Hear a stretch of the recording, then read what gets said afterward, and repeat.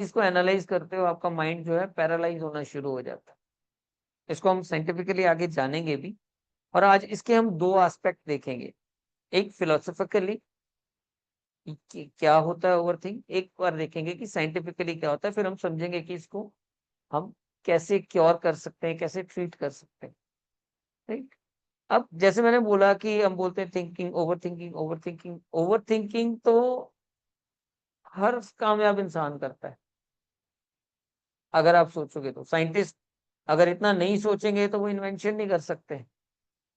जो बड़े बड़े बिजनेसमैन 5-5 10-10 साल की प्लानिंग करते हैं वो भी तो बहुत ज्यादा सोचते हैं, है ना? कि पहले ये स्ट्रक्चर लगेगा, फिर ये होगा, फिर इतने टाइम में ये प्रॉफिट हो जाएगा, फिर हम ऐसे एक्सपैंड करेंगे। ठीक है। गलत ही तब हो जाता है जब हम रॉन्ग डायरेक्शन में मूव हो जाते हैं। अब इसको जज कैसे करें कि जो हमारी थिंकिंग है वो राइट डायरेक्शन में है कि रॉन्ग डायरेक्शन में है? आप में से कोई भी इसके बारे में बोल सकता है। पूजा जी, आपको क्या लगता है कैसे इसे जज कर सकते हैं हम कि हम जो सोच रहे हैं वो राइट डायरेक्शन में है कि रॉन्ग डायरेक्शन में? सर सिचुएशन पे डिपेंड करेगा हम किस तरीके से सोच रहे हैं उसे, जी। हमारे अगर सामने कौन सा प्रॉब्लम है। अगर मुझे एनालाइज करना है जो मैं सोच रहा हूँ वो सही डायरेक्शन है या नहीं, वो मैं कैसे करूंगा? मैं आपको एक इजी वे बताता हूँ। जो राइट थिंकिंग है ना वो हमेशा रियलिटी पे बेस्ड होगी, यस और सर। जो रॉन्ग थिंकिंग है वो बिलीफ पे बेस्ड होगी। ठीक है। बिलीफ पे कैसे? आप देखो ओवर थिंकिंग में क्या होता है, ओवर थिंकिंग में ज्यादातर फियर्स होते हैं। Fear of failure, fear of rejection, fear of judgement, है ना?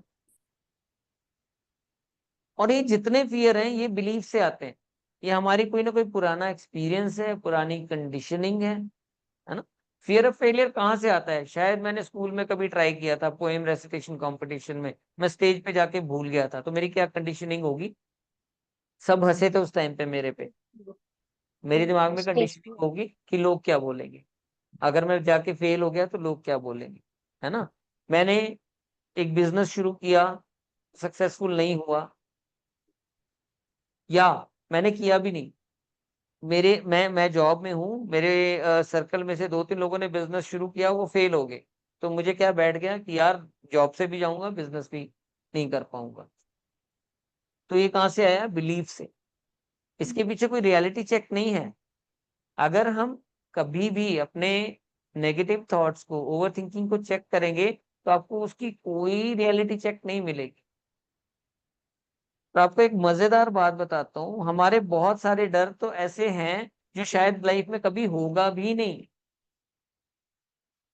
यार लाइफ में कहीं एग्जिस्ट ही नहीं करते, पर वो हमारी बिलीफ सिस्टम ने दे रखा है ना।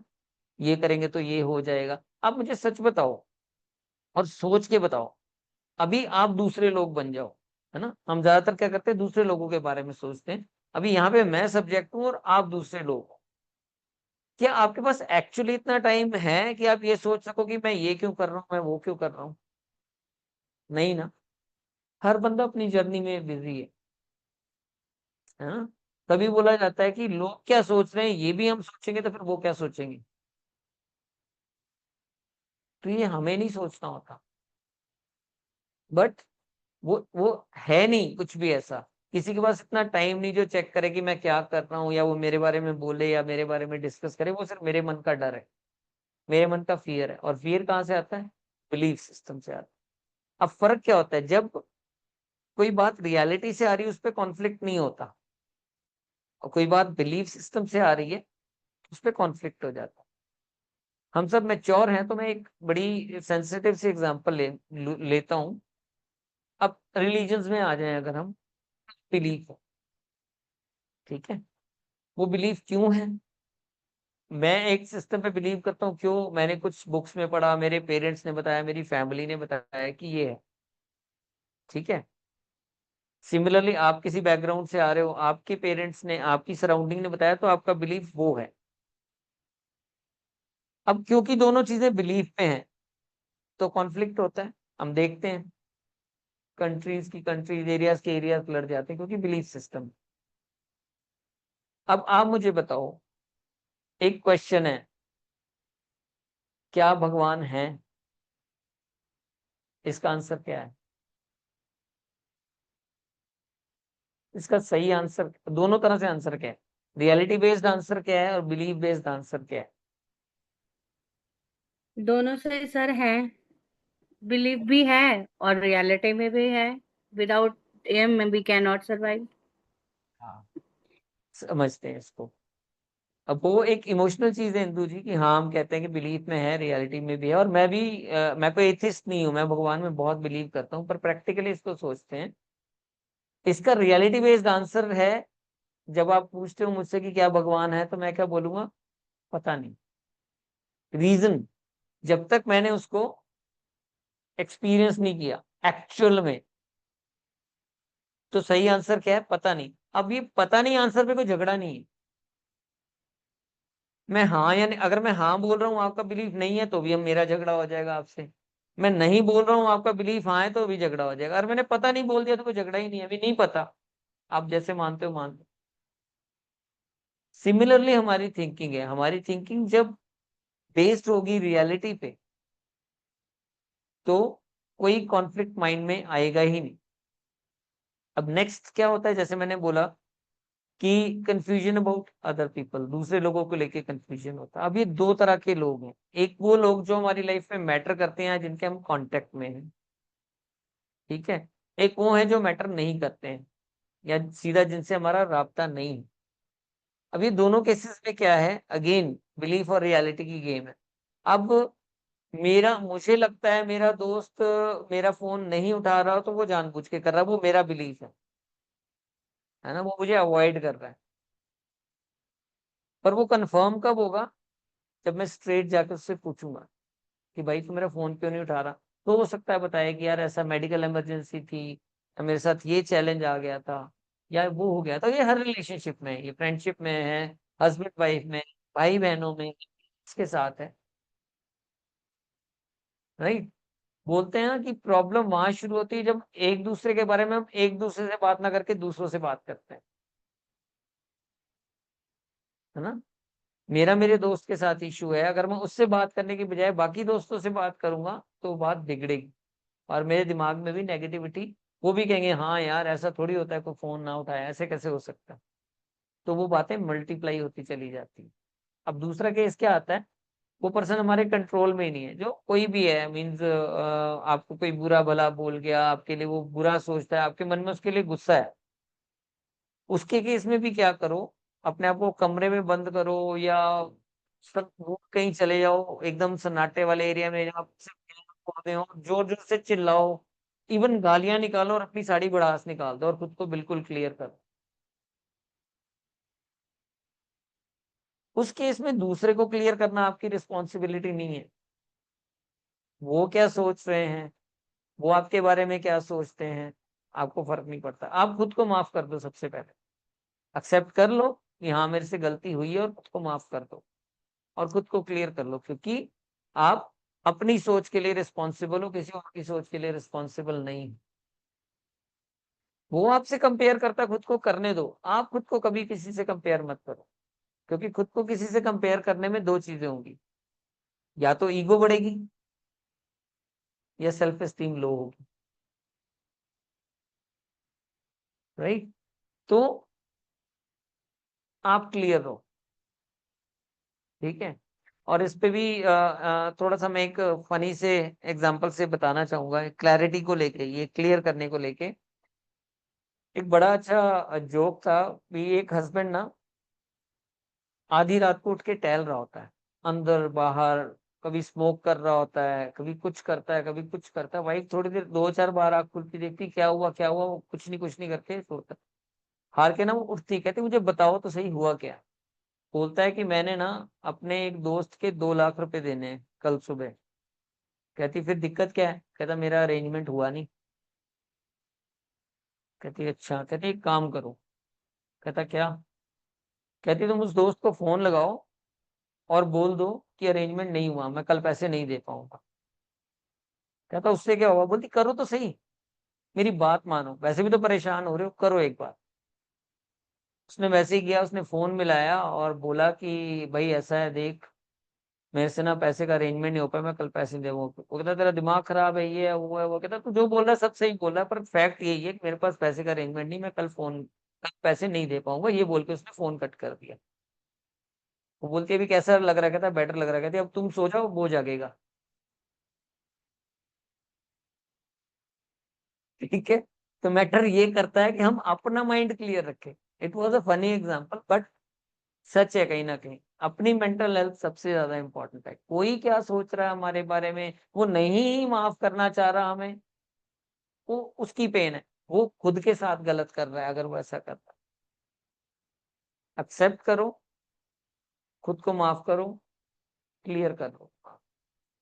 कोई जेलसी, कोई भी नेगेटिव थॉट कभी भी आपको खुश नहीं रहने देगा, चाहे वो किसी के बारे में ही है। चाहे वो नेगेटिव थॉट जायज है, चाहे एक्चुअल पर्सन ने आपके साथ गलत किया है, पर आपने वो जो नेगेटिव थॉट रखा हुआ है ना, वो आपका नुकसान करेगा, उसका नहीं। तो ये एक एस्पेक्ट आ गया फिलोसॉफिकल, कि हमने कैसे वॉच करना है कि हमारे कौन से थॉट जो हैं राइट हैं, कौन से रॉन्ग हैं। ठीक है। इसको एक और तरह से आप समझ सकते हो कि कोई भी थॉट ऐसा आता है तो खुद से क्वेश्चन करो कि ये मेरे लिए हेल्पफुल है या हार्मफुल है। बड़ा सिंपल। हेल्पफुल है, उस थॉट को रखो। हार्मफुल है, रिलीज करो। वो रिलीज कैसे करना है वो भी लेटर इन द स्टेज आपको मैं आज बता के भेजूंगा। It's not that difficult, but realize होने की तो देर। तो अभी तक जो हमने फिलोसफी वाइज देखा, डू यू एग्री? आपको रिलेटेबल लग रहा है? लग रहा है तो सी यस।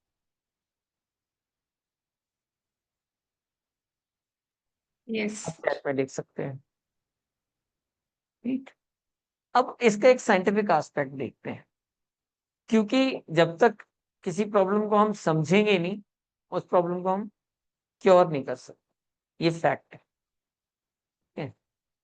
अगेन साइंटिफिकली अगर हम देखते हैं तो ये जो थिंकिंग है, थिंकिंग कैपेसिटी है, या जिसको हम ओवर थिंकिंग भी बोलते हैं, बेसिकली इस टाइम क्या कर रहा होता है, हमारा माइंड हर पॉसिबल आउटकम को चेक कर रहा होता है कि इसका क्या क्या आउटकम हो सकता है। राइट। और इसको टेक्निकल टर्म में बोला जाता है कैलकुलेटिंग रिस्क।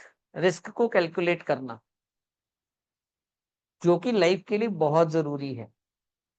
और इसी क्वालिटी के कारण इंसान का एवोल्यूशन हुआ है, इंसान इवॉल्व हुआ है और सरवाइव कर पाया है। हम सब ने लगभग साइंस में पढ़ी है डार्विन की theory, survival for the fittest. Right. और आज भी वो सर्वाइवल फॉर द फिटेस्ट काम कर रही है। बिजनेस वर्ल्ड में कौन सर्वाइव कर पाता है? जो रिस्क को कैलकुलेट कर पाता है। अच्छा ट्रेडिंग, स्टॉक ट्रेडिंग कौन कर पाता है? जो आने वाले रिस्क को कैलकुलेट कर पाता है।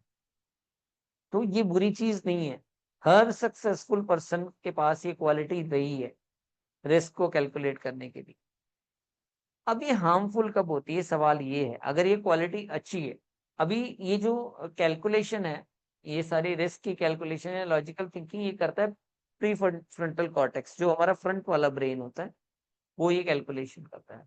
सवाल जवाब करना, लॉजिकल थिंकिंग करना, कैलकुलेशंस करना, ये प्री फ्रंटल कॉर्टेक्स का काम होता है। अब प्रॉब्लम तब आती है जब इसमें एंट्री होती है एंजाइटी की,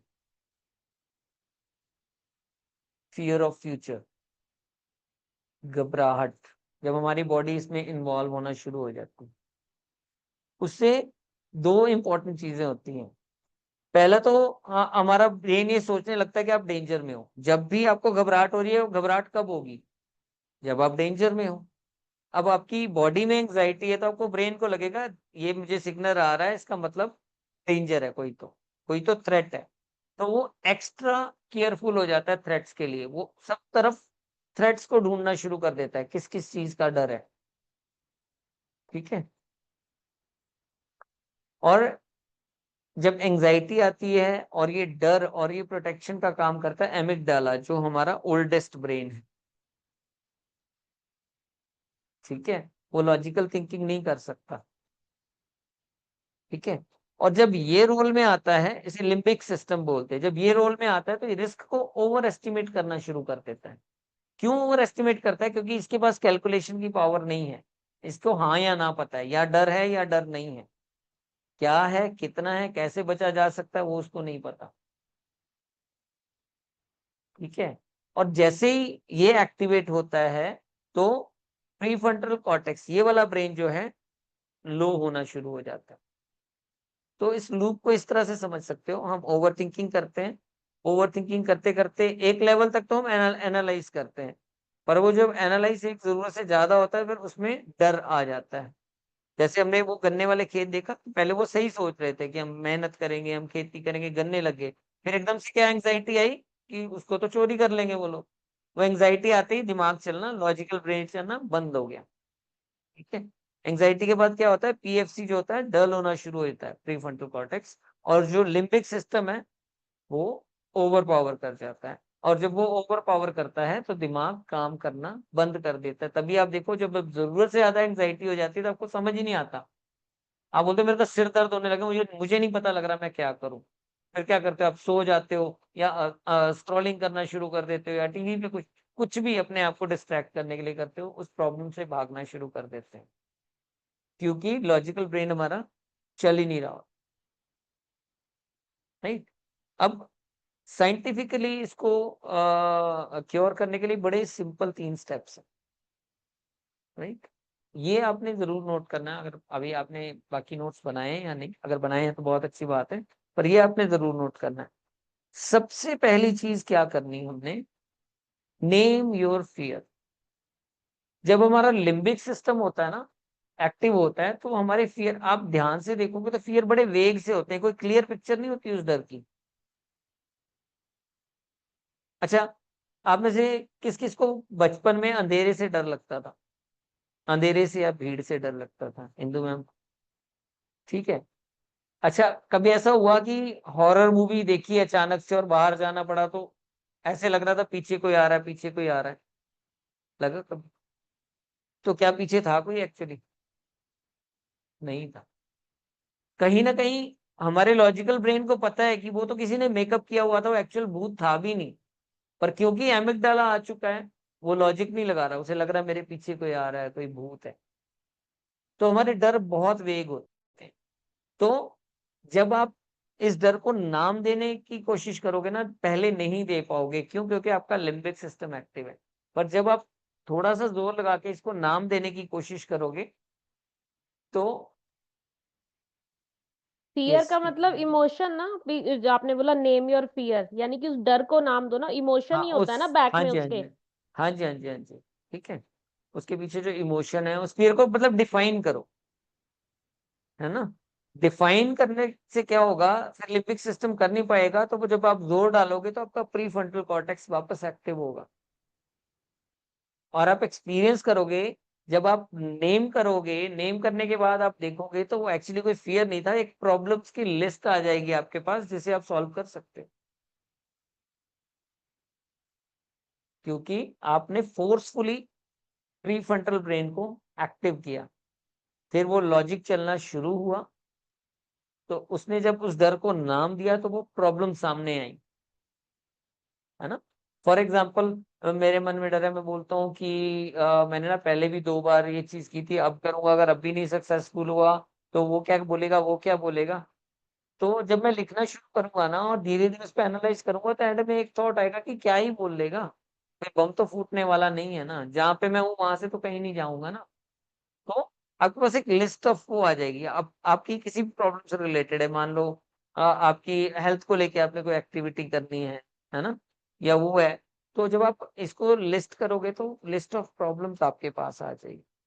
तो सबसे पहला काम इज नेम योर फियर। ये सुनने में बड़ा सिंपल है, पर एक बहुत अच्छी रीडायरेक्शन देता है आपकी ओवर थिंकिंग को। राइट। तो सेकंड बहुत इंपॉर्टेंट जो स्टेप है, दैट इज काम योर बॉडी। राइट। क्योंकि एंजाइटी का सिग्नल कौन दे रहा है ब्रेन को? Your body. एंजाइटी ब्रेन में कभी नहीं होती, एंजाइटी हमेशा हमारी बॉडी के सिग्नल्स होते हैं। पसीना, ठंडे पसीने से बोलते हैं आ जाते हैं, सांस चढ़ जाएगी, आपके आंखों की पुतली चौड़ी हो जाएगी, हाँ दिल की धड़कन तेज हो जाएगी। एक्चुअली वो फिजिकली कोपिंग मैकेनिज्म है बॉडी का, बट ब्रेन को क्या मैसेज जा रहा है कि कोई खतरा है, कोई डर है। तो सेकंड स्टेप क्या है, काम your body.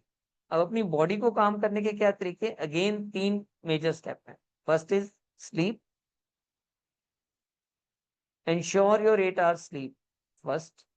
Second, regular physical routine, 8 घंटे की नींद लीजिए, फिर उठ के एक ब्रिस्क वॉकिंग कीजिए 25-30 मिनट की, आके शावर लीजिए, 10 मिनट 15 मिनट बैठ के डीप ब्रीदिंग कीजिए, और फिर आप अपना जर्नल लेके बैठिए। फिर देखिए कि वो प्रॉब्लम्स लिखना आपके लिए कितना आसान हो जाएगा, उस पर सोचना आपके लिए कितना आसान हो जाएगा। राइट। तो first was sleep, second is regular physical routine, और थर्ड इज मूवमेंट। ये 3 चीजें जो हैं आपकी बॉडी को काम करती हैं। और उसके बाद अगर आप बैठोगे तो आपको अपनी प्रॉब्लम्स को लिस्ट आउट करना बहुत इजी हो जाएगा। एक बार दोबारा बताना प्लीज। सेकंड स्टेप वाज काम योर बॉडी, और काम योर बॉडी के लिए हमारे फर्दर 3 स्टेप हैं।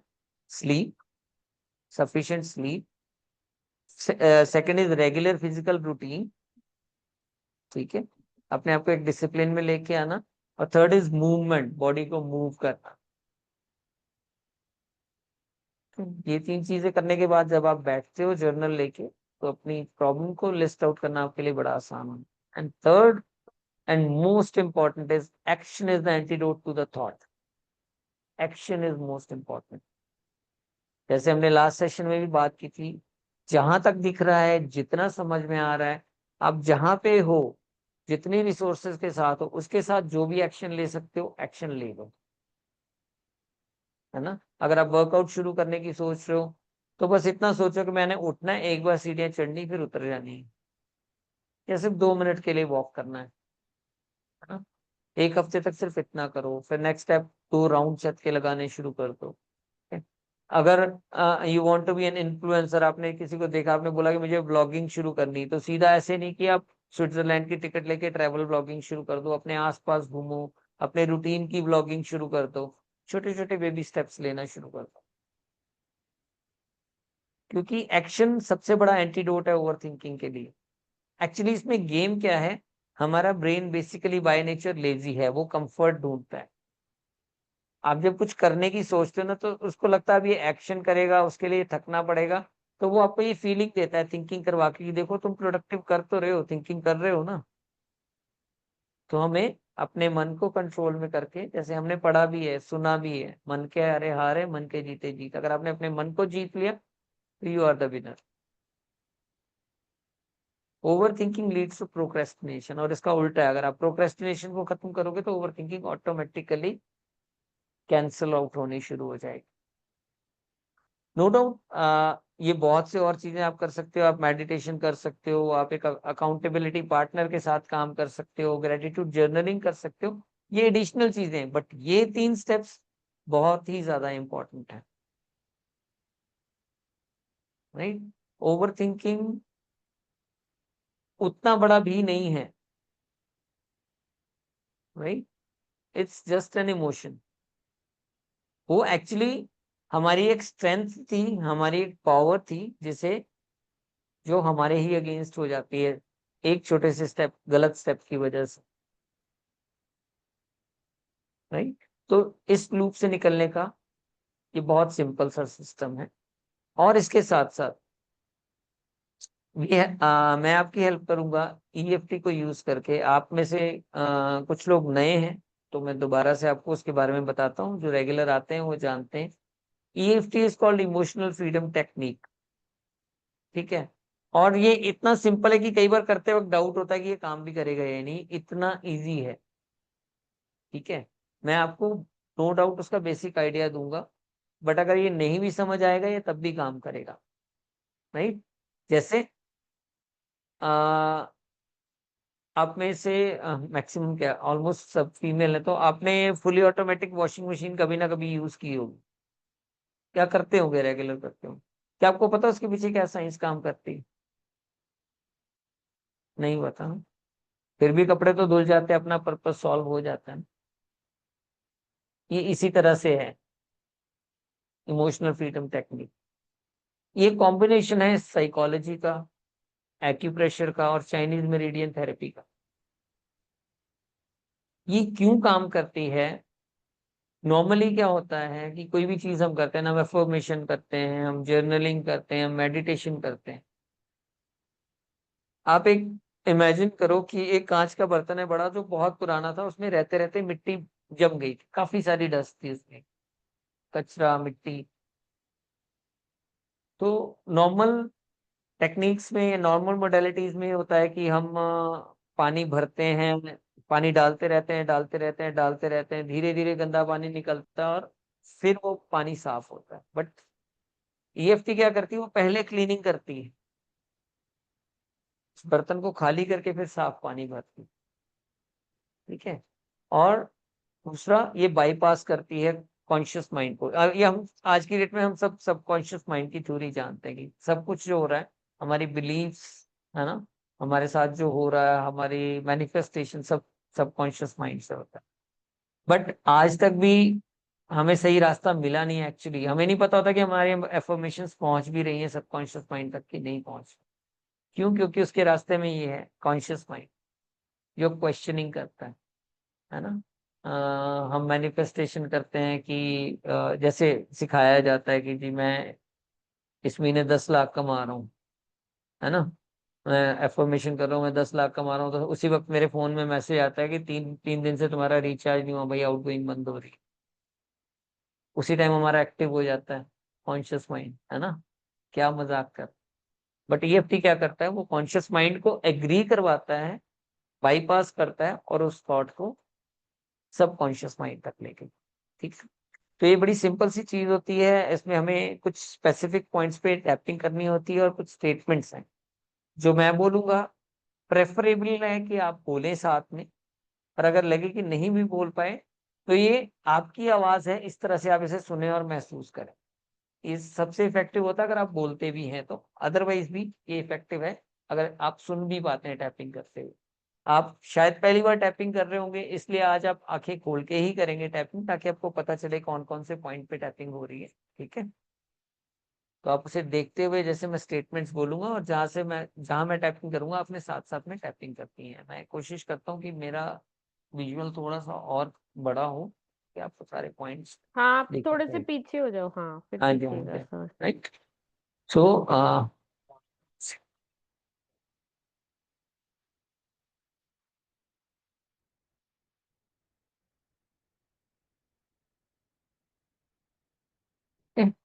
इसमें हम सबसे पहले जब इंटेंशन सेट करते हैं तो हम कराटे चॉप जिसे बोलते हैं, साइड ऑफ द हैंड, उनपे ये 2 फिंगर से टैप करते हैं, राइट। तो वहां पे हम इंटेंशन सेट करते हैं। उसके बाद 8 पॉइंट्स हैं, वो मैं साथ साथ करूंगा, आप देख पाओगे। एक बार मैं बता देता हूँ। 1 इज आईब्रो, जहाँ पे स्टार्ट हो रही है। Second is side of eye. Next is below eye. Third is next is below nose. उसके बाद लोअर लिप और चिन के बीच की जो जगह रहती है। उससे नेक्स्ट है आपकी कॉलर बोन से 2-3 फिंगर नीचे। यहाँ पे आप 3-4 फिंगर से टैप कर सकते हैं, जैसे एग्जैक्ट पॉइंट पे आप जा सकें, राइट। उसके बाद नेक्स्ट इज आपके आर्मपिट के 4-5 उंगली नीचे, मीन्स 1-1.5 हाथ नीचे, जहाँ पे रिब केज रहता है वहां पे। एंड लास्ट इज आपका क्राउन चक्र, टॉप ऑफ द हेड, जहाँ पे ऋषि मुनि भी बाल इकट्ठे किया करते थे, जुड़ा बनाया करते थे, वो क्राउन चक्र जिसे बोलते हैं, वो है ये पॉइंट। ठीक है। For the very first round हमें सिर्फ यहाँ पे टैप करना है, राइट। यहाँ पे हम इंटेंशन सेट करेंगे। पर उससे पहले मैं चाहूंगा आप सब आंखें बंद करें और एक डीप ब्रीथ लें। रिलीज।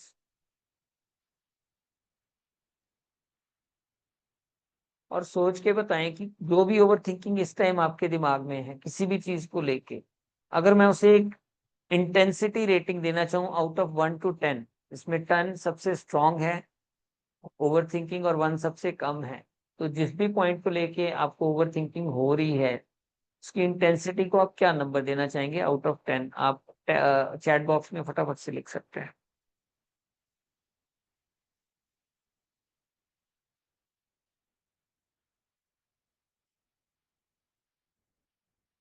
ओके, 10।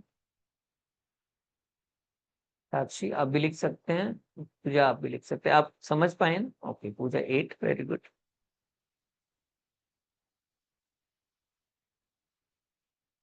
अगर कोई कंफ्यूजन है तो आप अनम्यूट करके भी बोल सकते हैं। साक्षी। पर फिर से बता दीजिए। हाँ जी। आ, हर एक चीज की एक इंटेंसिटी होती है। जैसे पेन है तो पेन की एक इंटेंसिटी, अगर उसे 1 to 10 पे, अगर मुझे बहुत सीवियर हो रही है, बर्दाश्त ही नहीं हो रही, तो मैं शायद 10 से भी ज्यादा उसे पॉइंट से दूंगा। अगर काफी तेज हो रही है तो शायद मैं 8 दूंगा, ठीक ठीक हो रही है, बर्दाश्त में है, तो मैं उसे 5 दे दूंगा। ऐसे आउट ऑफ 10 आपने ओवर थिंकिंग की इमोशन को एक स्केल देना है कि किस स्केल पे इस टाइम ओवर थिंकिंग की इमोशन है, अभी जिस भी पॉइंट पे आप ओवर थिंक कर रहे हैं। आउट ऑफ 10 तो क्या वो इंटेंसिटी को क्या स्केल रेशियो देना चाहेंगे, नंबर क्या देना चाहिए? 7। Okay, fantastic. चल, तो again we'll be in the position, और एक बार दोबारा से डीप ब्रीथ करके रिलीज करेंगे, एंड फिर हम यहाँ पे टैप करना स्टार्ट करेंगे। जो मैं बोलूंगा हो सके तो आप साथ में बोले, नहीं तो ध्यान से सुने, ये फील करें कि आपकी आवाज। ठीक है, तो एक बार डीप ब्रीथ करेंगे। रिलीज। इवन दो मेरा माइंड बार बार वही सोच रहा है, मैं फिर भी खुद को पूरी तरह एक्सेप्ट करता हूँ। हालांकि मुझे लगता है कि लाइफ मेरे कंट्रोल में नहीं है, आई एम लूजिंग कंट्रोल, पर मैं अपने माइंड को रिलैक्स करने के लिए अलाउ करता हूँ और खुद को एक्सेप्ट करता हूँ।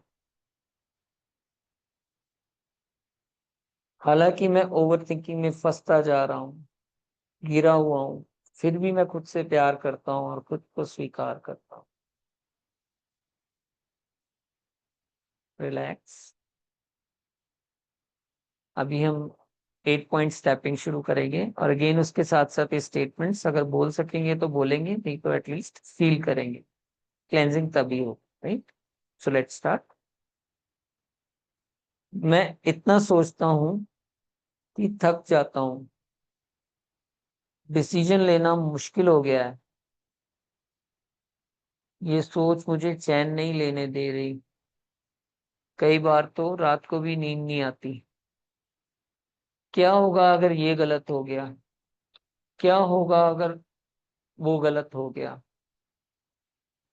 हर वक्त हर एंगल से सोचता रहता हूँ, पर जितना सोचता हूँ उतना कंफ्यूजन बढ़ता जाता है, क्लैरिटी नहीं मिल पाती। कुछ भी करने की सोचता हूँ तो पहले फियर और एंजाइटी घेर लेती है, मैं एक्शन तक पहुंच ही नहीं पाता। नेगेटिव थॉट्स ज्यादा आते हैं, मैं चाहता हूँ कि इससे छुटकारा मिले। मैं खुद से ज्यादा लोगों के बारे में सोचता रहता हूँ, ये क्या कहेगा, वो क्या सोचेगा, ये नहीं हुआ तो क्या हो गया, वो हो गया तो क्या होगा। हमेशा एक अनसर्टेनिटी मुझे घेरे रहती है, मैं पहले एक्शन नहीं ले पाता और फिर खुद को कोसता रहता हूँ। पर अब मैं अलाउ करता हूँ अपने माइंड को सॉफ्ट होने के लिए। मुझे क्लैरिटी चाहिए, ओवर थिंकिंग नहीं। ये लूप मुझे स्टक फील करवाता है, मैं रेडी हूँ इस पैटर्न को रिलीज करने के लिए। मैं अपने थॉट से अलग हो सकता हूँ, मैं क्लैरिटी को चूज करता हूँ। मैं रेडी हूँ इस पैटर्न को रिलीज करने के लिए। मैं अपने थॉट से अलग हो सकता हूँ, मैं क्लैरिटी को चूज कर सकता हूँ। Relax, close your I, deep breath, inhale, release.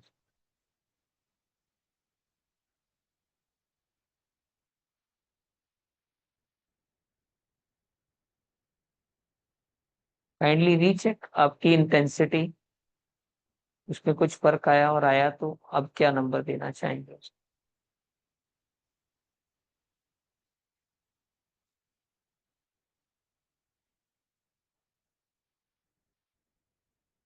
Chat में बता सकते हैं।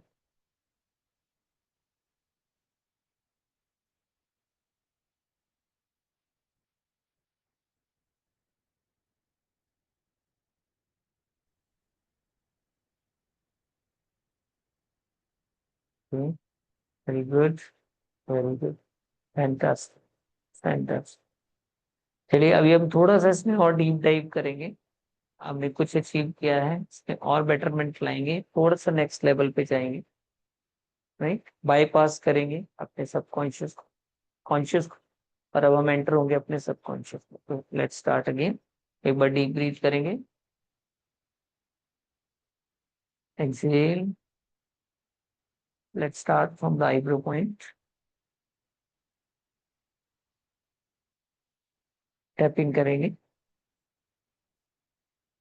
आईब्रो पॉइंट पे आ जाए वापस। हो सकता है ये सिर्फ एक डर हो,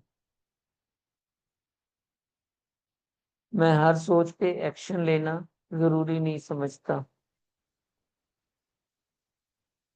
मेरे पास हर सवाल का जवाब उसी वक्त हो, ये जरूरी नहीं है,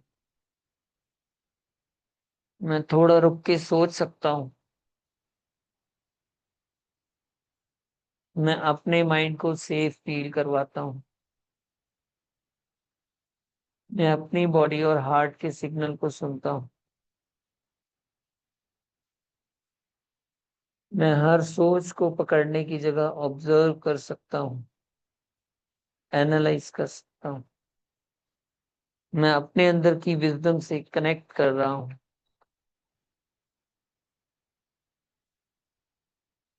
मुझे क्लैरिटी मिल रही हूँ, मैं सेफ हूँ, मैं ग्राउंडेड हूँ। ये थॉट्स का लूप अब डिसॉल्व हो रहा है,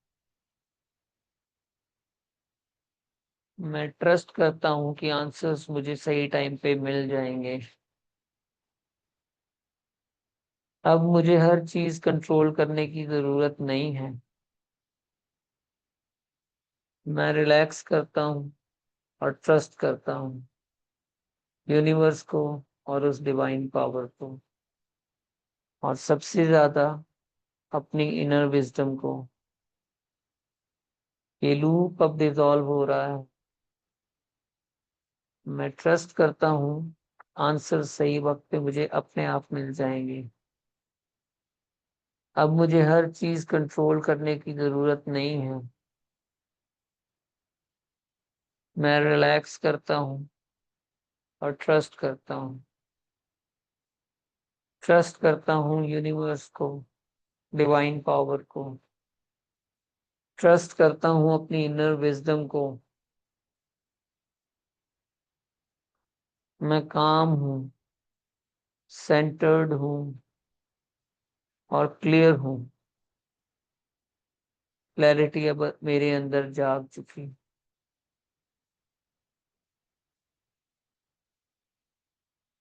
रिलैक्स, डीप ब्रीथ, इनहेल,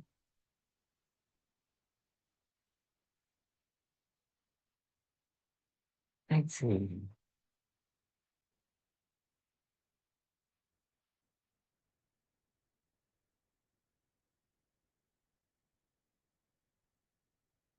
जब भी ठीक महसूस करें आप आंखें खोल सकते हैं।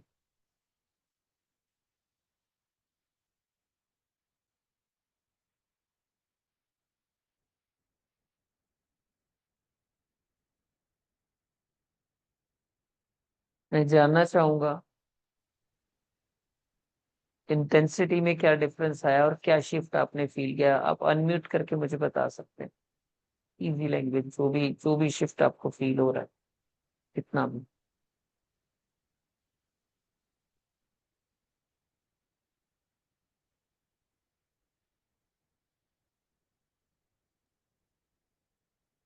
यू फील रेडी, आप बता सकते।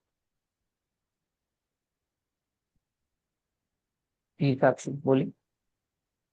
यस सर, शिफ्ट तो आया है और कामनेस, पीस मिली है। एंड जब हमने बोला कि surrender to universe and means हमें हमें जरूरत नहीं है कि सारे सवालों के जवाब हमें मिलने चाहिए या उसी वक्त होने चाहिए हमारे पास। दिस लाइन हिट्स कि हाँ यस। Great, fantastic. तो इंटेंसिटी आपकी और रिलीव हुई, yes started yes. From 7 and 5, और अभी क्या पॉइंट्स देना चाहोगे इंटेंसिटी? भाई 4 और 3 के बीच में। 4 या 3, फैंटास्टिक, दैट्स ग्रेट। साक्षी हमने अभी बहुत शॉर्ट सा एक्सपीरियंस किया है, जस्ट टू टेस्ट, एक ग्लिम्प्स है कि ईएफटी क्या कर सकता है, नहीं? यस। तो thank you so much. Yes Pooja, मैं आपसे जानना चाहूंगा, हाउ वाज इट? थोड़ी देर के लिए लगा कि थॉट्स थे ही नहीं माइंड में, पूरा रिलैक्स फील हुआ, पीसफुल लग रहा है अभी mind में। फैंटास्टिक। आप स्टार्ट हुए थे 8 से, फिर आप आए 5 पे, अभी इस इंटेंसिटी को क्या नंबर देना चाहेंगे? तब फिलहाल तो 2। 2, फैंटास्टिक। हाँ जी नीतू जी आप। Thank you Pooja, thank you so much. मैं तो एज यूजुअल जयपाल जी, बहुत शांति मिलती है। मतलब मेरे मन में तो विचार होलसेल में भरे रहते हैं हर वक्त ही। तो एक तो जब ये करती हूँ तो ऐसे खाली खाली हो जाता है, और मेन चीज जो मुझे चाहिए वो नींद आनी शुरू हो जाती है। आप मेरी आंखों से देख लो, उसमें मुझे बड़ी तेज नींद आ रही है। मैं जब भी वेरी गुड। एफटी करती हूँ, नो वेरी वेल, मुझे बहुत उबासी आती है, बहुत उबासी आती है। ईएफटी मल्टीपल लेयर पे काम करती है, और बहुत बार पता है क्या होता है, आप किसी एक प्रॉब्लम के लिए कर रहे होते हो, अननोइंगली इसमें कई सारी प्रॉब्लम्स रिलीज हो जाती है, right? तो ये इतना खूबसूरत है। और आई आई ट्राई कि मैं आपको एटलीस्ट जो मेरी कम्युनिटी है टाइम टू टाइम एक एक 1-to-1 क्लैरिटी कॉल दे पाऊँ, जिससे आपको एक्सपीरियंस कर पाओ कि एग्जैक्टली क्या मैजिक है ईएफटी का। कुछ लोगों को हमने पहले सेलेक्ट किया था, एंड फर्दर भी वी विल ट्राई। अगर आप लोग इंटरेस्टेड हैं तो मेरा नंबर कम्युनिटी में है, पर्सनली डीएम करके आप अपना नाम और साथ में क्लैरिटी कॉल मैसेज करेंगे। तो जो लोग इंटरेस्टेड हैं उनको मैं 1 by 1 ट्राई करूंगा, वीक बाय वीक कुछ लोगों को सिलेक्ट करके मैं वो 1-to-1 कॉल दूंगा, जिससे आप और अच्छे से इसको एक्सपीरियंस कर पाए, राइट? तो इसका हम फाइनल स्टेज अभी करेंगे, इसे फाइनल स्टैम्प बोलते हैं, क्लोजिंग अफर्मेशन होती है। जो ये कामनेस आपको आई है वो उसको हम रिटेन कर पाए, है ना, उसके लिए एक फाइनल स्टेज करेंगे, शॉर्ट सा वो रहेगा, क्लोजिंग अफर्मेशन होगी। तो फटाफट से डीप ब्रीथ करके वील गेट स्टार्टेड, और छोटा सा एक राउंड और करेंगे, ठीक? Breathe deep, inhale, exhale. मैं क्लैरिटी का चैनल हूँ, मैं हर थॉट को अवेयरनेस के साथ देख सकता हूँ। मेरा माइंड अब लाइट और फ्री महसूस कर रहा है। मैं क्लैरिटी, कामनेस और ट्रस्ट के साथ जी रहा हूँ। मैं परमात्मा की संतान हूँ, और परमात्मा की तरह ही सर्वशक्तिमान हूँ, और परमात्मा के गुणों के साथ इस दुनिया में आया हूँ। अब मैं ट्रस्ट करता हूँ परमात्मा पे, यूनिवर्स पे, और अपनी इनर विजडम पे।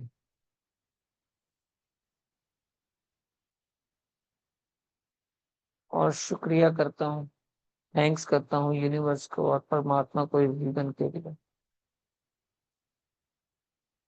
Thank you, thank you, thank you.